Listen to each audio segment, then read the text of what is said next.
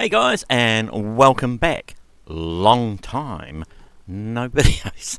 Anyway guys, just sorry for that. I've been really busy.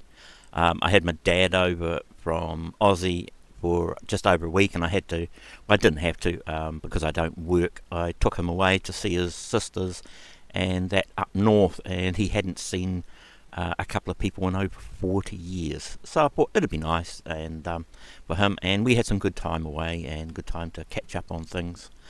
So that was cool. And then directly after that, within 2 days, my mate that passed away last year, his son came over to do some more stuff over here. So it was like a whirlwind 5 days. He was here as well. So just things got on top of me, one thing and another, and just time. And I have been chipping away at that 728. I'll give you a bit of an update on that, but yeah, we will get into it and I'll show you what I'm doing. Alright guys, so grab yourself a drink, a snack or two, this is not going to be too long, and a comfy chair, and let's get on with it.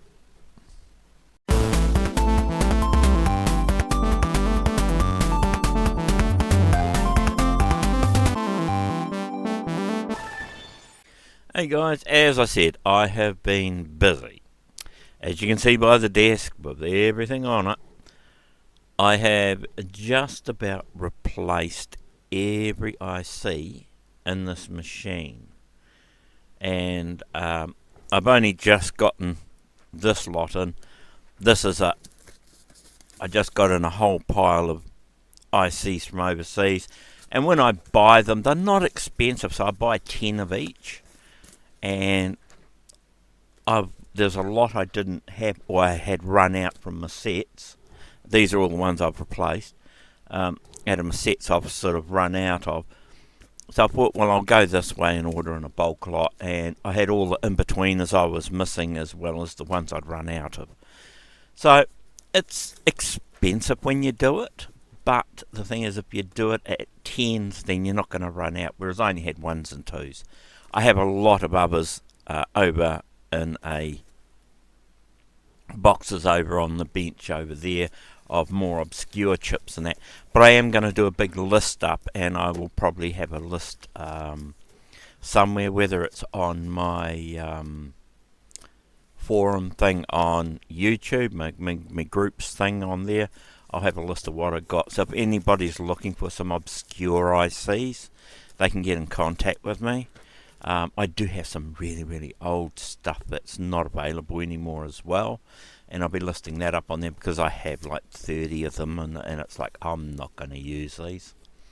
So guys, I will tidy all this away and I'll show you where I am up to with this board and what the issues are. So hang on, and I'll be back in a second. I'll just clean this mess off the bench.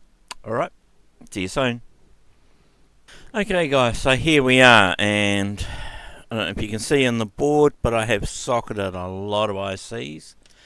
I took out all the ICs that were originally in the board and replaced them, because the problem I'm having is this is the 10 point, I can't quite remember, 10 point whatever megahertz clock on the board. There is another one on the video board on the side here, but that's only for the video out signal from the jacks on the power video out board. So through this cable here we get the signals coming in through here. So what happens is then this 10 megahertz clock through these resistors and this capacitor go into here and feed pin 40 and 39 on this side. And then what happens is then down here is the clock output. Now the video chip, the 9929s, 28s, 18s, etc., they give you the CPU clock out for your video, for your CPU processor. So what this does is it has a divide by 2 and a divide by 3. Now the divide by 3 gives you the 3.6ish megahertz clock out that goes to the processor. Now this comes out through these jumpers here, comes through under the board, through these two jumpers here, comes out, goes through, I think it is this IC, and then through this IC, and it's only using NOT gates in them to come to pin 6 on the processor. Now, I'm not getting 3.6 out of here. I'm only getting 446 kilohertz, not 3.6 megahertz. So the CPU is not getting enough signal to actually run. So the frequency is not high enough for it to run, because this needs to be at 3.5. So I have changed every 9929 that I have, and I have around 5, including the original one. All of them give me exactly the same. I put in the 9918 and exactly the same on the same pin. I'm getting that clock out. So I'm picking that not all of them have got to be faulty. So I'm picking up that there's something else going on with one of the signals on one of the other pins that's not working properly to give me that out. I have checked this with every one I've changed, and I've checked it on the crystal, I've checked it at the capacitors and the resistor, I've checked it on these pins down here, and it's sitting on exactly the 10 point whatever it is megahertz it needs to be. So my only other option was, it was something internally, but I couldn't fault all those processors as not working. So I've been going through and I've been socketing, because I had to socket all this stuff and I had to socket the VDP, and I changed this socket because when I got it this was already done, and when I looked at it I wasn't happy. It looked a little bit munted on some of the sockets, they didn't look very good. So I removed that and put a new one in and checked it. I've checked it top and bottom to all the pinouts to make sure there's a connection all the way through, and there is. I've checked that and that. Now these are socketed. I've done those. I've socketed the 8255. That's the sound chip. And then I've just started through this logic here around this. I've started changing these. Now, some of these have got dots on them because I ran out of the ICs. And that's what the big box of ICs, this one, has in it. It has the ones I ran out of. Plus, when I was going through my list of 74LS series, I noticed I was missing a lot of in-betweeners. Now, I may never ever use them, but when you're talking $3 for 10, I just bought a bulk lot of them off the one seller, and I bought from them before on AliExpress. So I just bought a bulk lot off them, and it will fill in all the holes, plus replace whatever I needed. And I got 10 of each, as I said.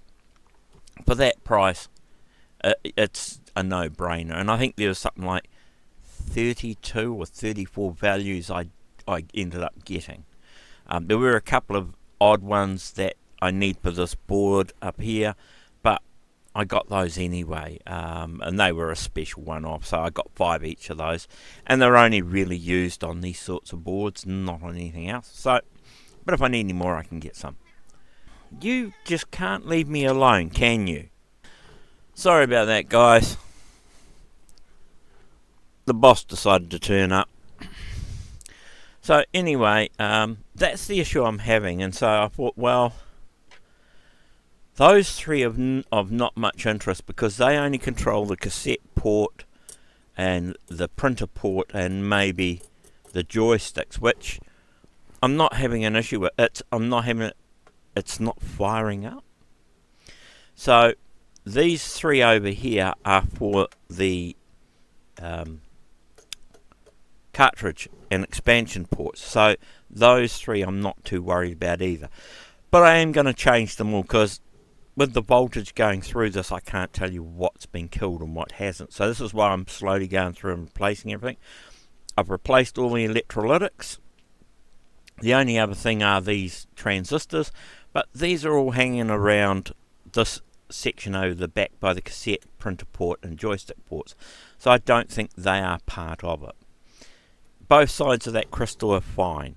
Okay, I'm getting the 10 point megahertz out each side when I have a ground on it. So they're working fine. So it's got me at a loss. So what I have done is, I will show you shortly, I've made up a clock circuit, and it's a bit of an overkill, but I thought it'll be good for experiments if you ever want to do it. Now this is going to be a shared project. Now I've put this up on PCBWay for anybody who wants to have a look at it. It's a 52 megahertz crystal, and it's divisible by up to 10 in segments, so it goes in half by each step. So it'll start up, if you put a jumper on it, and you jumper on, if you go full, you get the full 52 megahertz out on it. Then the next jumper along will divide it by half, so you get 28 point something, I think it is, megahertz.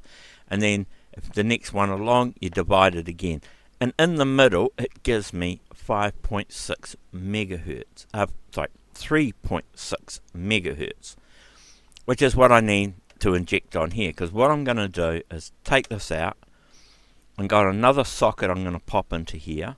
I'm going to take the pin out on the secondary socket that I plug into here. I'm going to put the CPU back in, and I'm going to manually inject the clock signal into the circuit from the clock generator I've got. And I'm going to, the signal will come out of here, we'll go through the rest of the circuitry, and that way I can check to see if there's anything along the lines that's actually giving me an issue. Now I've decided to build this little circuit to do it because I don't know if I've got anything I can reliably set up to give me the frequency I want. I do have my scope, which is meant to have something in it, but I don't know enough about it. This, at least I know what it's designed for, and that's it. It just has a DC jack for 5 volts on it to drive the circuitry that's in there. But other than that, it's a very, very simple circuit. It's got the clock out, a ground, and I've done the boards up. All the information is generally on the board, and it's very, very simple. Capacitors, I think 174 series chip, the crystal. Now the crystal I've done as a DIP 8. It's the smaller square package. It's not the bigger DIP 16s or 14s. So this is the smaller square package, and in the 50 odd megahertz, it's the only one I found that I can get as a through hole, because I'm putting it directly on the board. I was looking, I didn't want to go surface mount. I want to keep it old school so anybody could do it. I know there's a lot of people who like to do this stuff, but they don't like surface mount, or they don't have the confidence to do surface mount. So all this stuff is through hole, so don't worry about it. And it's only two-sided, so you ground at the bottom, power on the top, and then all your traces. So guys, if you want to make something like this, yep, you're welcome to it. And I will put all this stuff on and talk you through it when I put it up on the video for you. It also has, if you need it, a reset button, so you can actually reset the clock. So yeah, but I don't have a power switch on it. It's just 5 volts, so either I can run it from my bench power supply, or if you have a wall wart, probably only need to be up about an amp, if that, and just have a 5 volt wall wart. Or if you could leave the socket off and directly wire it into a 5 volt, or put it into a little box with its own power supply if you wanted to. Run it off a 9 volt. You just have to put a drop down in there, Zenas or something, to drop the voltage down, because this is just, circuit was just made to take DC 5 volts. There's no regulation on the board, so just be aware of that. So if you're putting any more than 5 volts in it, you're probably going to kill the IC or the crystal or something like that. So just be wary of that. yeah, and that's about it. So that's where I'm up to with this. As I said, it's been a little bit of a pain to try and track down where it is. The other thing I will say is that on the back I have found some traces that were no good. They weren't making connections, so I've done those, let alone the ones I have done on the top of the board when I originally got it, which I had to do because there were traces missing. Excuse me, the boss wants to get down. So yeah, so those I did before I started tracing these issues. So the good thing is I got power coming in, the relay's clicking, which is good, which means most of the circuit is working. It's just not getting, I don't think, the clock to the processor to start the system. And I think that's where our problem lies at the moment. It's not getting hot, it's only pulling at 5 volts, it's only pulling about 0.68 to 0.7 of an amp, which is fine for this. I mean, you got a lot of TTL logics running on here. So yeah, I'm hoping if I can inject the 3.5, 3.6 megahertz clock into the circuit here, and this runs and fires up, then I'm picking, it's got to be these processors that are faulty, because that's the only thing stopping them from firing up. And especially if I've replaced all the other ICs and none of them are dragging anything down to cause it not to fire up. So guys, that is, as I say, where I am up to, and any of you have a bright idea to what it could be. Now it's not this side here, it's not 12 volts, it's not minus 12 volts. The 12 volts only comes through these two pins here, and on the cartridge slot when it goes in, it bridges a connection to tell the power supply whether there is a cartridge in the socket or not. That's all that does. So that is nothing here. So it's generally open until a cartridge goes in, and then the two pins on that cartridge short the two pins together, which come back through this and tells it there's a cartridge in there. And then when it does that, that allows the minus 12 volts and the 12 volts to go through the cartridge slot, because some of the older cartridges need 12 and minus 12 to run. The 5 volts is there all the time. So that's all those are, and then one is just ground. So that's all those are, and on here we have ground, we have sound out, and then we have the